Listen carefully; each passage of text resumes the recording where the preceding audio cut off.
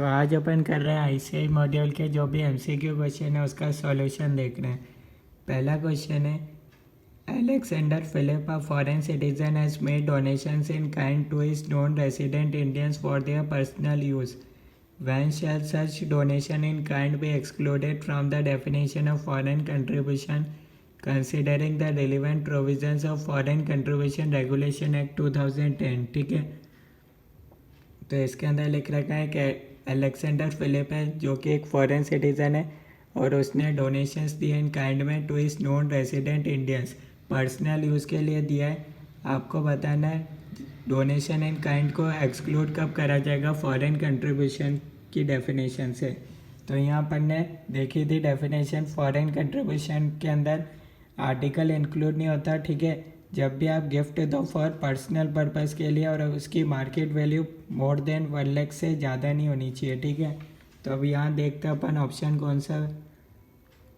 तो इसका आप देखोगे option number D, a donation in kind by a foreign citizen to a resident Indian shall be excluded from foreign contribution a market value on the date of gift is not more than 1 lakh. तो इसका हो जाएगा option number D. Next question अपन देखते हैं, question number 2, Mr. Vijay Sanjay and Ajay brothers. Mr. Sanjay, who is professor, reside in India. Rest both the brothers settled in abroad. Mr. Sanjay, on his 25th wedding anniversary, received a gift from his elder brother, who is American national currently. ठीक है, gift includes iPhone and an old chain of their father, who with attached emotional memories. iPhone in Indian rupee worth INR 1,10,000, while chain worth INR 80,000. While younger brother of Mr. Sanjay, who is British national and investment banker by profession, present in securities worth INR 2 lakh. तो securities की worth आपको बता रखी है 2 लाख है। Regarding the intimation of foreign contribution received by mister Sanjay, state the correct legal requirement in the light of FCRA। तो इसमें आपसे पूछा हुआ है कि कब इंटीमेशन करना पड़ेगा फॉरेन कंट्रीब्यूशन का सेंट्रल गवर्नमेंट को। तो इसके लिए अपन ने देखा हुआ है कि अगर कोई भी, इसमें आप देखोगे तो ये रिलेटिव का केस है। ठीक है, यहाँ मैं आपको बता देता हूँ। यहाँ आप देख सकते हो मिस्टर विजय संजय अजय ब्रदर्स। ठीक है, संजय क्या है, प्रोफेसर है जो रिसाइड करते हैं इंडिया में, उसके दोनों ब्रदर अब्रॉड में रहते हैं। ठीक है, संजय ने क्या करा, 19 एनिवर्सरी रिसीव्ड अ गिफ्ट। तो संजय को यहाँ पे गिफ्ट मिला हुआ है फ्रॉम हिज रिलेटिव। ठीक है, अब गिफ्ट की वैल्यू अगर मोर देन 10 लाख होती है तो उसके लिए अपन को इंटीमेट करना पड़ता है सेंट्रल गवर्नमेंट को। तो यहाँ अपन देख सकते हैं टोटल यहाँ कहीं भी 10 लाख से ज़्यादा नहीं है, तो इसके लिए आपको intimation not required to be given. तो इसका हो जाएगा option number C, intimation is not required to be given to central government. और चेन ऑफ वर्थ के लिए लिखा हुआ है, इसको अपन फॉरेन कंट्रीब्यूशन मानेगी नहीं क्योंकि इसकी मार्केट वैल्यू 1 लाख से ज़्यादा नहीं है। ठीक है, तो ऑप्शन नंबर सी हो जाएगा। थर्ड पॉइंट में लिख रखा है, the certificate of registration for receiving foreign contribution was issued on 1 April 23 to mister X. What shall be the validity period of aforesaid registration. ठीक है, तो इसका आपको पता होना चाहिए कि रजिस्ट्रेशन की वैलिडिटी 5 ईयर्स के लिए रहती है। तो इसका हो जाएगा ऑप्शन नंबर डी हो जाएगा। ठीक है, 31 मार्च 28।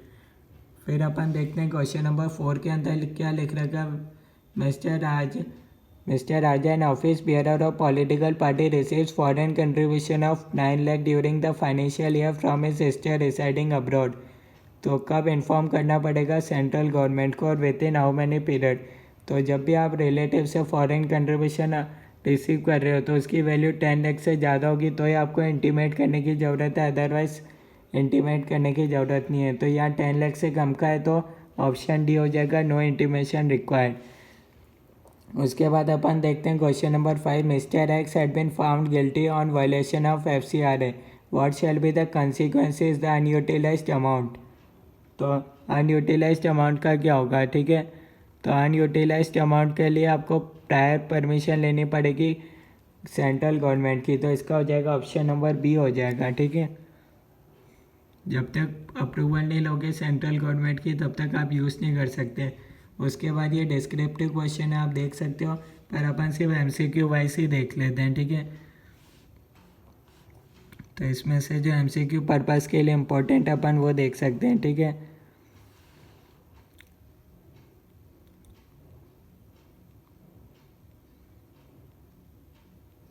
तो इसमें अपने पास क्वेश्चन है, ठीक है।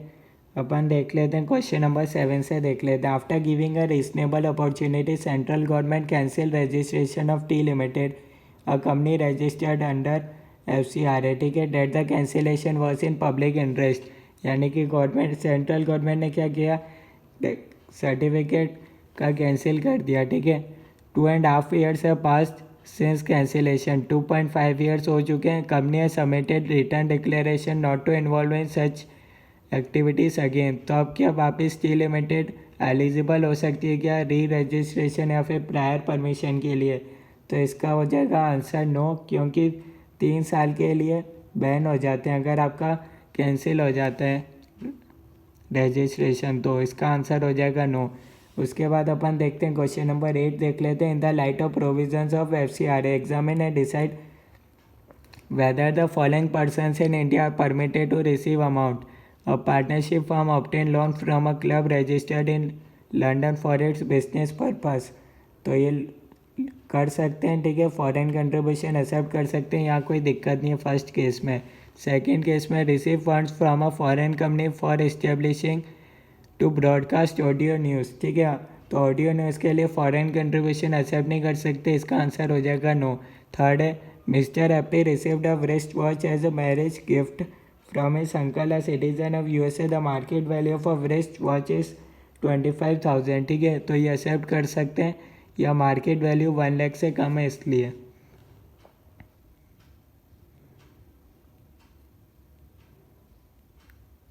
और 9th क्वेश्चन के अंदर लिख रखा है mister Ramakant Ati, an IAS officer, has received an invitation to visit Germany for representing India in annual summit program. Mr. R.H. on his visit met illness and received foreign hospitality to INR 65,000, ठीक है। तो अब आपको बताना है क्या under the given scenario you are required to advise regarding his responsibility to intimate the receipt of foreign hospitality, ठीक है, एंड रूल्स। तो क्या उस RH को, रमाकांत आदि को क्या इंटीमेट करने की ज़रूरत है क्या? तो इसका आंसर हो जाएगा नो, क्योंकि फॉरेन हॉस्पिटलिटी का अमाउंट INR 1 लाख से कम है। अगर इससे ज़्यादा होता तो करना पड़ता। क्वेश्चन नंबर 10 में दे रखा है XYZ फाउंडेशन है society registered under societies registration act has received foreign contribution from a Mala Company LLC, a company incorporated in Singapore. XYZ Foundation deposited the amount of foreign contribution in a bank and earned interest on it. यानी कि उन्होंने क्या किया, foreign contribution को bank में जमा करा दिया और उसके बाद उनको इंटरेस्ट मिला। अब वो क्या चाहते हैं, वो मैच्योरिटी का प्रोसीड्स इन्वेस्ट करना चाहते हैं म्यूचुअल फंड्स के अंदर। तो आपको एडवाइस करना है क्या वो कर सकते हैं क्या? एक XYZ फाउंडेशन थी, रजिस्टर्ड सोसाइटी थी, ठीक है, उनको फॉरेन कंट्रीब्यूशन मिला और उन्होंने बैंक के अंदर जमा करा दिया, उससे इंटरेस्ट मिला। उसके बाद उन्होंने मैच्योरिटी जब हुई तो वो म्यूचुअल फंड्स में करना चाहते हैं। तो अब वो ये नहीं कर सकते, क्योंकि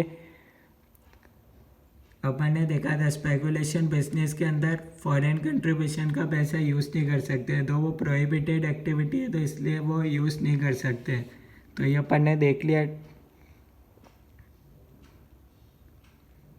और कोई डाउट है तो आप बता सकते हो, ठीक है। एक क्वेश्चन और है, क्वेश्चन 6 और देख लेते हैं। मिस्टर रोहित है relative of Mrs Suman who is residing in France remitted foreign contribution to ₹2 lakh to her for arrangement of religious program for the believers of whether remittance are to be treated as whether foreign remittances received from a relative are treated as foreign contribution। तो अपन ने देखा था कि 10 लाख से ज़्यादा है तो ही अपन उसको फॉरेन कंट्रीब्यूशन मानेंगे, ठीक है। तो इसका अपन देख लेते हैं आंसर। यहाँ भी ये सेम लिख रखा है कि अगर 10 लाख से ज़्यादा होगा फॉरेन कंट्रीब्यूशन फ्रॉम रिलेटिव तो ये उसको माना जाएगा। तो आंसर नो है, ठीक है। तो ये अपना चैप्टर कंप्लीट होता है। नेक्स्ट क्लास अपन डिस्कस करेंगे एक और नया चैप्टर। Thank you everyone. अगर आप चैनल पर नए हैं तो आप चैनल सब्सक्राइब कर सकते हैं। ओके।